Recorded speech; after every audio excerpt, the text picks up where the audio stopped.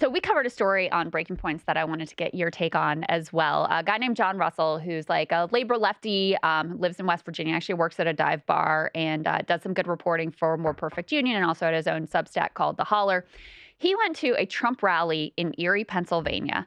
And normally the approach at these rallies, which is also interesting in and of itself, is to find like the person who says the most insane thing you possibly can. Not like, hard. That's the clip that goes viral, Not hard right? to Like find you that, and by the on way. person or whatever. So he decided he was going to try to talk to people and see if there was something that maybe they had in common. As I said, he's like a Bernie kind of a guy. Let's take a listen to how that went. Why Trump instead of Bernie Sanders? What I look at is more progressives like the Bernie Sanders faction, stuff like that. We actually see a lot of the same problems. And I would vote for a Bernie Sanders before I'd vote for like a Ted Cruz or a Marco Rubio. Things are more expensive. I think people are more scared. Our money doesn't have no value, and that's why we're having problems. This whole inflation thing, it's been building and building for multi-decades, and it's getting close now. You work at McDonald's, right? I do. Do you feel like you're getting everything out of work that you're putting into it? I believe I should get paid more. All I am doing is I'm working my ass off to get my money. I'm a hard worker, and I feel like I deserve more. I work down in West Virginia. Yes. Yep, on the rigs for evil Big Red, Halliburton. Yeah. Oh my God. Halliburton, we were 2 weeks on, 1 week off, so you never got to go home. We were the lowest paid of all the workers out there. I only made $13.50 when I got hired on. For Halliburton. For Halliburton, yep. Probably wouldn't even have an Iraq war if it wouldn't have been for the Halliburton and Cheney and stuff. We were expendable. That's all it was. Halliburton, Big Red, they called it. You're just part of the machine, and the machine can be replaced. Can you really trust a billionaire? Help me understand why that's a thing for you. Yeah, so with billionaires, I would say honestly, no, you can't. Yeah. I'll say with Trump, when he debated Hillary Clinton in 2016, she said all these things about the tax laws, all this, and Trump said, where have you been for 30 years? You know, you haven't done anything about it.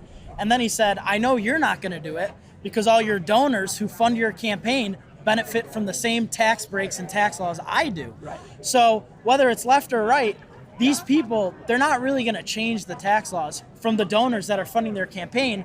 We lost our republic decades ago. We're living in an oligarchy. We're living in an oligarchy. All right, what did you think of that, Kyle? Well, let's start with you. What do you think about that? I mean, listen, I think that the portrayal of the American public from the media of like, we're about to have a civil war, which comes from, MSNBC and Fox News. Like, we live in a conservative area. That's not the reality of the existence that we live. And that part of the country where John Russell is from is part I used to live in. And so I personally think there is value to going out and finding some of these viewpoints that align with like a leftist critique of corporate power, et cetera. But what I will say is like, at this point, you've seen, and I asked John about this, I was like, they've seen what Trump actually did when he was in office. It's no longer a theoretical thing. We had 4 years of a Trump presidency, and we know what the results were. The biggest priority was a giant tax cut for the rich. So how do you still square that with these views? And I also asked him, it seems like the voting behavior is more about the cultural issues than it is about their purported views on economic issues. So that's kind of my view. Yeah, I mean, my sympathy for this ran out a little while ago. I mean, I've always made the argument that, look, in 2016, I could see it.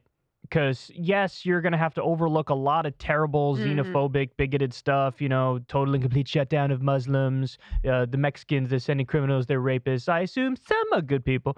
There was a lot of stuff he said where it's like, if you vote for the dude, you're overlooking a lot of terrible stuff. But he did also say campaigning in 2016, I'm going to keep your jobs here. I'm not going to outsource them. I'm going to protect Social Security. We should have never done NAFTA. It was the worst trade deal ever. There was some semblance of an argument where it's like, I don't agree with it, but I see it. Mm-hmm. When 2020 rolled around, it became like, there's not much of an argument anymore if you want to come from like a populist, anti-establishment perspective and back Trump. There's just not much of a factual, empirical argument as to why it's okay to support him. Now, approaching 2024, and you're still saying that, like some of the things those people said, us and Bernie supporters, we see a lot of the same problems. Really? Well, what are your solutions? That you seem to differ quite a bit on those, right? If you're still going to a Trump rally in 2024 when he already tried to orchestrate a coup in 2020, and like you said, his biggest legislative victory was a giant tax cut where 83% of the benefits went to the top 1%, which exacerbates the exact thing that you're pretending to virtue signal against right here. So I lost sympathy for this stuff because it's like, wakey, wakey. If you actually believe the things you say, the last person you should be supporting is Donald Trump. You'd have a much better argument being a Joe Biden simp than being a Donald Trump simp if you believe a lot of the stuff that they said in here. Yeah, and so I think for a lot of these people, we've talked a lot about how politics, like, it comes down to vibes. And I think it still comes down to this, like, oh, Trump pisses off the people that I hate. And so I like that he, manifestly, this is part of what John said to us as well. He's like manifestly different than the typical billionaire. He's not welcome in polite society, et cetera, et cetera. And that's very endearing to them.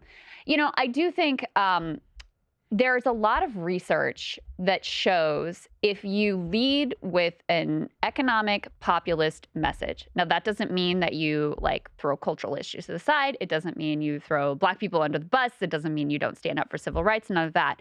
But if the focus of your initial message is on economic populist issues of the sort that they are articulating that, they would agree with you on, you will actually improve, the Democratic Party could improve their margins with some of the working class voters, and not just white working class voters, but also in particular Latino working class voters that they've been bleeding over the course of the Trump years. Do I think that people who are still actively going to a Trump rally in the year 2023 are probably prime targets for that type of persuasion? No, probably not. I mean, they're probably pretty rock solid in their views. For whatever reason, they really like Donald Trump. I think it would be pretty difficult to move them off of that at this point. But do I think that that the Democratic Party could do a much better job of trying to reach people? And, if they actually had some sort of material agenda that they were pushing for the Joe Biden administration and start to make some marginal gains there? Yeah, absolutely. And I think that's a project worth engaging in. But I think we're already seeing that right now. For example, there's been a net increase in 800,000 manufacturing jobs under Joe Biden. Mm-hmm. I mean, there's only 2 states that have seen a net loss of manufacturing jobs. 48 states have seen a massive increase in manufacturing jobs. Yeah, but you also have levels, measures of financial precarity have increased over the course of the Biden administration. Why? Because at the beginning, he did a lot, right? The initial relief programs really genuinely helped people. They paid down debt.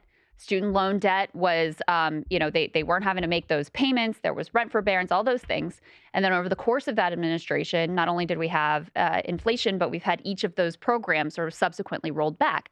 So the experience that most people are having in the Biden administration is one of seeing their financial position slowly erode and erode and erode. So yes, I support that direction, the manufacturing jobs, the push for green energy, so long as those are good jobs and not, what the automakers are doing, trying to make those bad jobs. But anyway, we'll put that aside. But in terms of the majority of people's financial position, they're not feeling the love from Bidenomics. I understand that, but they're at a Trump rally, and I think you accurately pointed out, why are they supporting him at this late date? It's vibes. Mm-hmm. They feel like, oh, he's not one of them. He's one of us. I got bad news for you. He's one of them. Just because he talks naughty and is angry and is unhinged doesn't mean he's actually down with working class people. One person points out there, I'm working my ass off to make money, and I feel like I should get more. Yeah, you should. He's not helping you on that front. And despite all my disagreements with the Democrats, like I just said, 800,000 more manufacturing jobs. Biden signed project labor agreements to raise wages for 200,000 construction workers. There was just a story the other day in the American Prospect where they did something to do prevailing wage laws now. So they're reversing a neoliberal era rule for low-end pay construction workers. So they're going to make more money. I always point out the executive order he signed to raise the minimum wage for federal contractors and employees to $15 an hour. He didn't get it nationally. But these are all things where it's if it was Trump who did these things, these people would all be citing those things as these amazing wins against the deep state. Yeah. But Biden did these things, and now they don't even acknowledge it's happening, and they're still at a Trump rally. But right? I think probably the reality is for that guy who's working at McDonald's, his life was very difficult working at McDonald's under Trump, and it's still very difficult working at McDonald's under Biden, and he hasn't really seen a benefit in terms of his life under a Biden administration. So then from his personal perspective, why not vote for the guy that pisses people off and makes you feel good? Because he was already there for 4 years and he didn't help you, right? Yeah, but Biden is there now and he didn't help him either. He's not helping me right now. Tell me, who was it that voted for and against the increase in the minimum wage? Who was it? It was every single Democrat except I think it was 7 in the Senate voted against it. Every Republican was against raising the minimum wage, and that guy said that was his main issue. I agree with you, but did minimum wage get up to $15 an hour? No, it didn't get up to $15 an hour. No, it didn't. So from his perspective, 90% of Democrats voted for it. Know the ins and outs of why and who voted for it and whatever? But our job is to teach him that. I'm just trying to speak from that perspective of where he's coming from, he's like, my life is basically unchanged under both these people, so why not vote for the vibes? But our job is to educate, not to justify his incorrect feelings. If 90% of the Democratic Party voted for the minimum wage increase and 0% of the Republican Party voted for it, and he's at a Trump rally, it's our job to go, hey, man, like, you're missing a couple things Sure, here. but I'm not judging him. I'm just saying this is the reality. Isn't it also our job to understand why someone may have these beliefs that we consider to be sort of like irrational based on your stated principles and how you're voting? Isn't it also our job to try to understand that so that potentially politicians could do a better job of reaching an individual like this and, you know, making his life better so that he feels he has something at stake and isn't just voting on vibes? I understand him, but I'm also trying to educate him, and that's what I'm trying to do, is to not get him to vote on vibes. I'm trying to, like, shake him out of his complacency. My tone in 2016 and 2018 even was a lot different when dealing with these people. It was very like, okay, like, I'll hold your hand, let's walk you through this. Here's why Bernie's actually a lot better than Trump, and here's why if you're actually anti-establishment, Bernie's the way. At this late date in 2023, obviously my patience has run out, so I'm trying to shake them out of their complacency. Like, here's why you're just wrong if you're supporting Trump.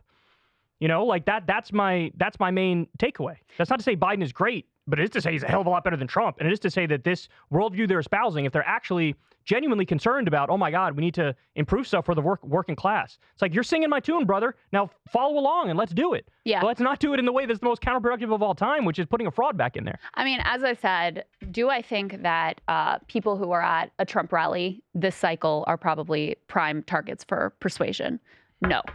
Do I think that, but I fundamentally believe in material politics. So I really do think that if you had a Democratic candidate like Marianne Williamson, who actually had a agenda that delivered for the American people, that actually people felt tangibly in their lives, where that young man who's working at McDonald's goes from making $10 an hour to making 15 or 17 bucks an hour, would that make a difference in terms of their politics? And yeah, I still believe that that is the case. I think we're honestly saying the same thing. Just my point is, while you're still reaching out to them with like sympathy and empathy and seeing where they're coming from and the struggle that they're going through, I'm coming at them from now a perspective of like an angry, stern father of like, hey man, like, let's get your shit together now. You know what I mean? You think that's the gonna work? Disconnect.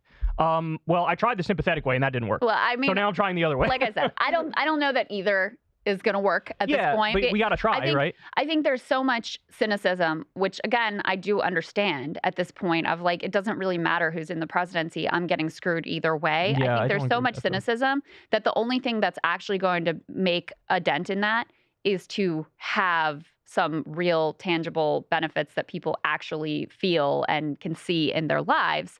And I think that's part of why you did see in the industrial Midwest, like that was one of the areas that was the brighter spot for the Democratic Party, because there was a little bit more tangible progress there than in some other areas. So to me, the only answer, there isn't like really a messaging answer to this at this point, even though it's a substantive material answer. I agree with you. A substantive material answer. That last point is also the point I'm trying to stress, which is like, if you see that in these places there was that swing. We just talked about the 2023 special elections where Democrats overperformed by 10 points. There's a variety of reasons. There's a plethora of reasons why that happened. But I'm saying, like, let's keep pushing for that better future and not downplay the fact that in some ways we actually have moved in the right direction. You know what I'm saying? Mm-hmm. So anyway, there's that. All right, guys. So now let's get into the main event here. Very excited and happy to welcome to the show independent journalist Michael Tracy, where we will be debating the Trump indictments. Hey, y'all, do me a favor and like and subscribe. It helps out big time in the algorithm. Click the bell as well for notifications when videos drop, and watch that video on screen right now. You know you want to.